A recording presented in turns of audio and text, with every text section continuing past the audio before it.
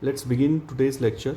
In today's lecture, we will take a problem of 2 degree of freedom system, and that problem is of two masses fixed on a tightly stretched string.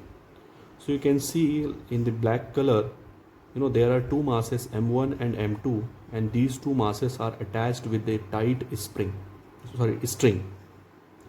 Now what is happening when it starts rotating, it starts vibrating. So this, in the blue color, you can see this is the final position. Now in this condition you can see that uh, it is only if this angle, suppose this angle theta, if this angle is very small, okay, if this angle is very small, in that case we can say that it is moving in the y direction only.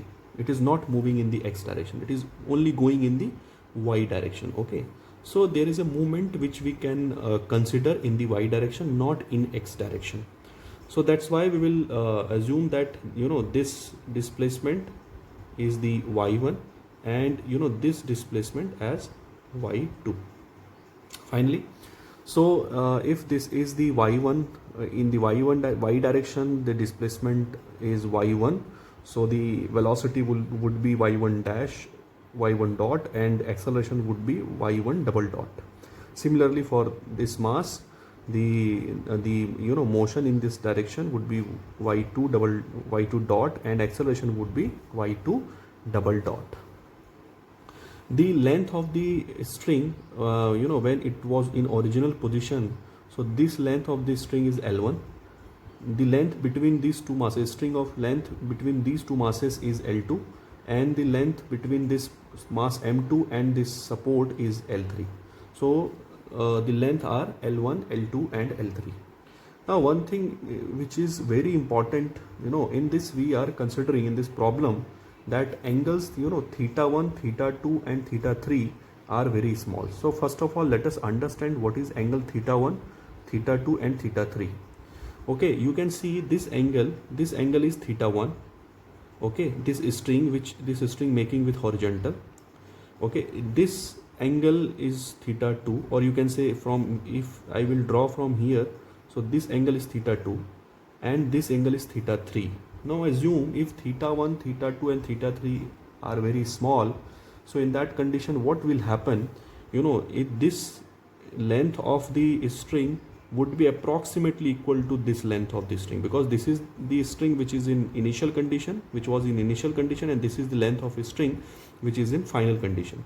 So if the angle is very small, in that condition, suppose angle is very small, so in that condition these two lengths would be approximately same. Okay, fine.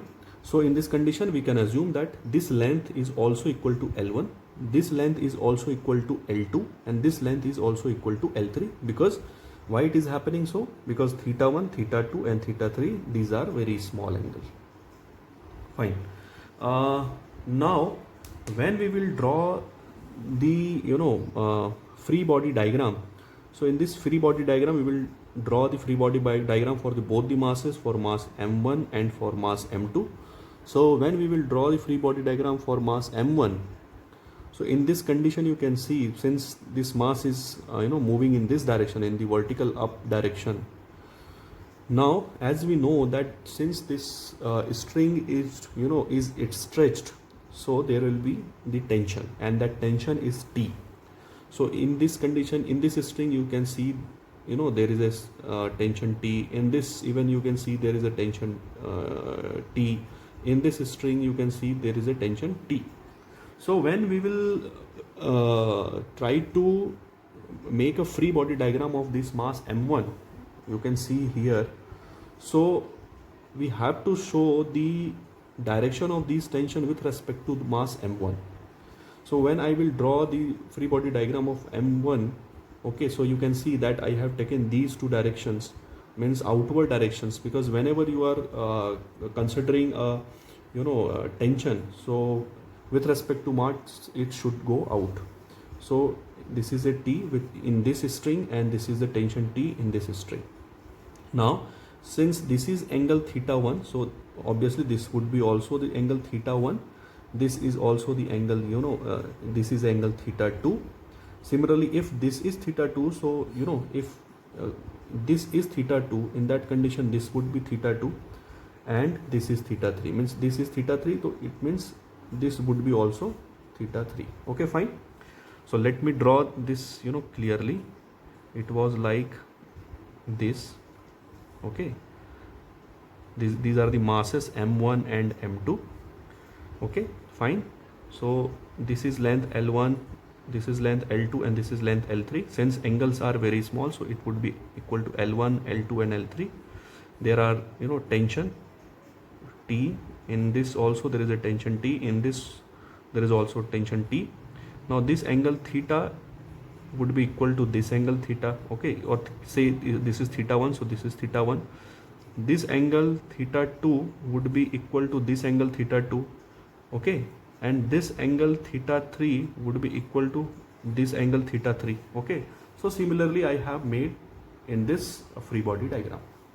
So considering this theta 1 and this theta 2 and tension, and similarly for this I am taking this tension with theta 2 and this tension T with theta 3.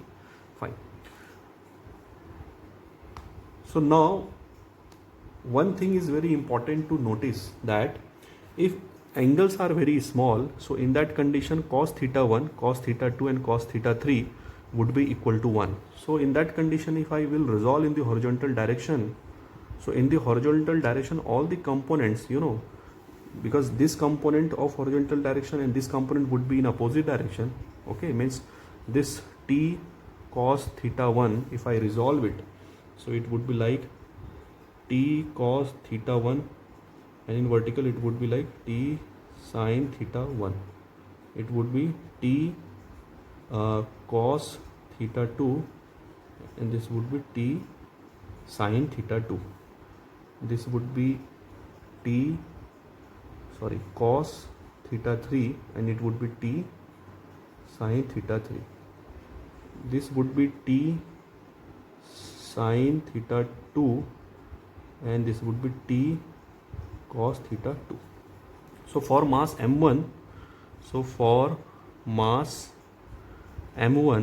so horizontal forces are T cos theta 1 is equal to T cos theta 2. Okay, or you can say that T cos theta 1 minus T cos theta 2 equal to 0. Since cos theta 1 cos theta 2 equal to 0, it means this whole term is 0. Okay, so there is no objective to have the horizontal component.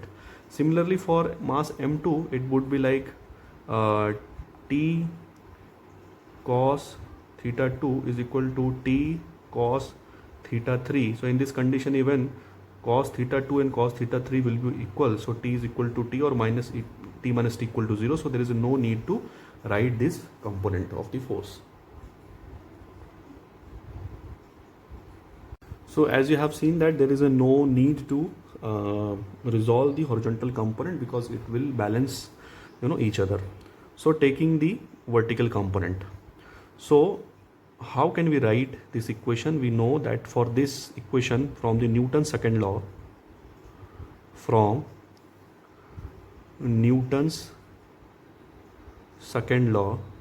as we know that first of all, m at the place of m there would be m1, at the place of x double dot there would be y1 double dot, is equal to, if acceleration is in this direction, so all the forces in this direction, in the up direction would be positive, and in the downward direction would be negative. So I can write these two forces, T sin theta 1 and T sin theta 2, these are the vertical components. So I can write minus T sin theta 1 minus T sin theta 2. Similarly for mass m2, there would be at the place of m there would be m2, at the place of x double dot there will be I2 double dot, is equal to, there are two components T sin theta 2 and T sin theta 3, but T sin theta 2 is going up, so it would be positive because it is in the acceleration diagram, in the acceleration direction, and this would be minus because it is in opposite direction, T sin theta 3. Okay, Now one thing is very important to notice, that if we calculate sine theta 1, so how much it would be equal? So this is, you know, this angle, this is theta 1, okay, consider this mass like this, okay, fine. So as I discussed that since theta 1 is very small, in that condition this is L1, so this is also would be L1, and this is Y1. So in that condition we can write sine theta 1 is equal to Y1 upon L1. Similarly, sine theta 2 can be written as, if I take sine theta 2, this is suppose sine theta 2, okay. So this would be equal to Y1 and Y minus Y2. So this is Y1 minus Y2. And if this is L2, so this is L2, because theta 2 is very small, so we can write Y1 minus Y2 divided by L2. And last, sine theta 3 can be written as, this angle is very small, theta 3, so this L3 would be equal to this L3, so Y2 upon L3, so it would be Y2 upon L3. So now what we can do, we can put the value of sine theta 1, sine theta 2 and sine theta 3 in these two equations, okay.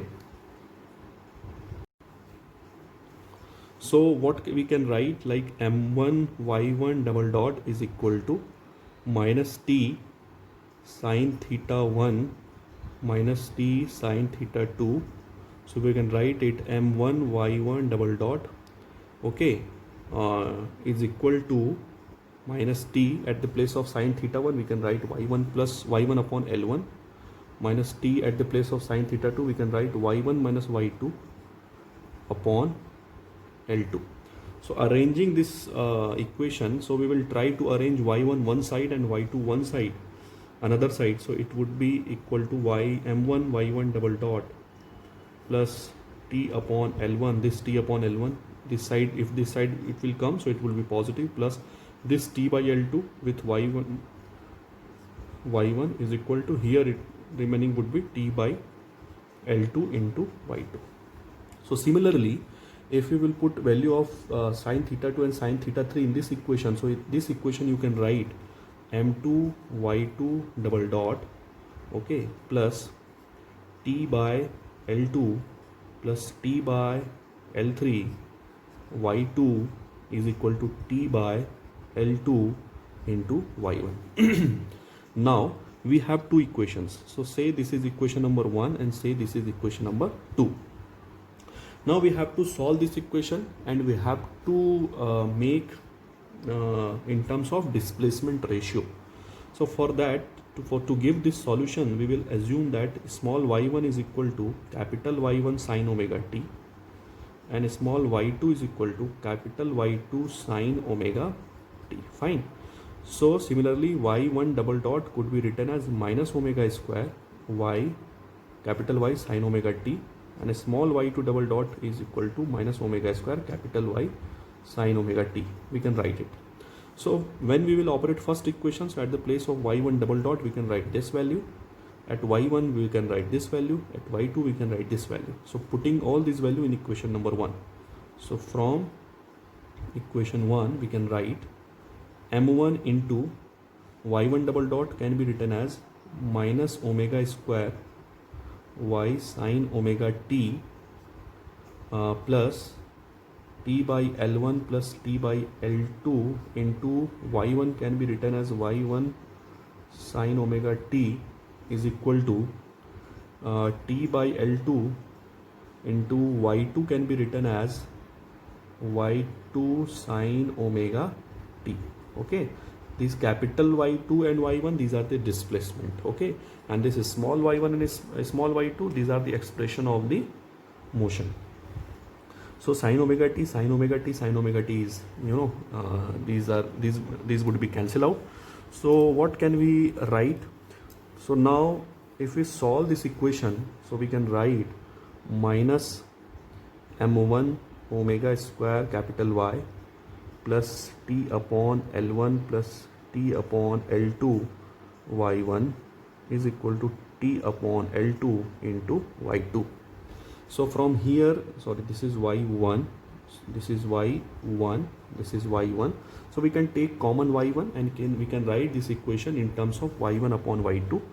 So it would be y1 upon y2 is equal to t by L2, this term, and divided by this whole term. So it would be t upon L1 plus t upon L2 minus m1 omega square. Okay, so from equation number 1 we came to this equation number 3. Now from equation number 2, again we have to do the same thing. We will put the value of y, small y2 double dot, small y2 and small y1, and we will get the expression in terms of displacement ratio, capital Y1 and capital Y2. So I am writing here directly. So it would come, you can do the exercise. So t by L2 plus t by L3 minus m2 omega square and divided by t by L2. Fine. So now what we will do, actually we will now solve this equation. We can equate these two equations. Okay, so we are going to equate these two equations. Now to simplify these two equations, what we are going to do now, we will consider, to simplify it, we will consider that lengths are same, okay, and even masses are same. So in that condition, equation number 3 and 4 can be written as that y1 upon y2, it would be equal to t by L divided by 2t by L minus m omega square. From it, this equation is from third, so I am writing this equation number 5. And when we will put this condition in this equation, so we will get 2t by L minus m omega square divided by t by L. Fine. So what we have to do now, we will now equate these two equations. Okay, equation number 5 and equation number 6. So equating equation number 5 and equation number 6. So we will get y1, sorry, writing directly, t by L divided by 2t by L minus m omega square is equal to 2t by L minus m omega square divided by t by L. So now what we have to do, we have to solve this equation. Okay, we will do cross multiplication and we will solve it. We know how to solve these equations, so we will get the two values of omega and omega 1. So the first value of omega is omega 1. First value of omega is omega 1. So it would be equal to root under t by ml, and second value of omega 2, it would be root under 3t by ml. Okay, now what we will do, we will take any of these two equations. We will take either equation number 5 or we will take either equation number 6. Now we will put, suppose if we have taken equation number 5, so first of all we will put the value of omega is equal to omega 1 is equal to root under t by ml in this equation. So when we will do this, so we will get y1 upon y2. Okay, since we are putting the first natural frequency omega 1, so we will get plus 1. Similarly, when you put the second natural frequency, so you will get the value minus 1. Okay, now the same expressions, same value can be obtained by this equation also. So what you have to do in this equation, first you put the value of omega is equal to omega n1 and then put the omega is equal to omega n2, so you will get the same expression. Now this is the mode shape. And now how can draw the mode shape? So as we know that there was there were two masses, and this was attached with this spring. Okay, so the first condition would be like at y1, capital Y1 upon capital Y2 is equal to plus 1. So plus means it is in the positive direction. So now taking upside the positive and bottom side the negative. So it means both the masses will be in this position, means okay, above this and at the same displacement, क्योंकि यहाँ 1 है तो दोनों का value same होगा. So having the same displacement and having in the same direction, and we will join this. So it is the first mode shape. This is the first mode shape. And how can I obtain the second mode shape? So this is the minus sign, it means one would be in the positive direction, another would be in the negative direction, but the magnitude is one, means both are the of same magnitude. So we will draw this of same magnitude of m1 and m2 but in opposite direction. Now we will join it. Okay, so we will get the second mode shape. So in this way we can solve this problem. Now what will happen in the numerical, you will be given value of L, L1, L2, L3 or M1, M2 or the value of tension, and you have to derive the value of omega n1 and omega n2, means natural frequency. So it is very easy when you have derived this term, this equation, you have come to this conclusion, then with any value you would be able to solve this problem.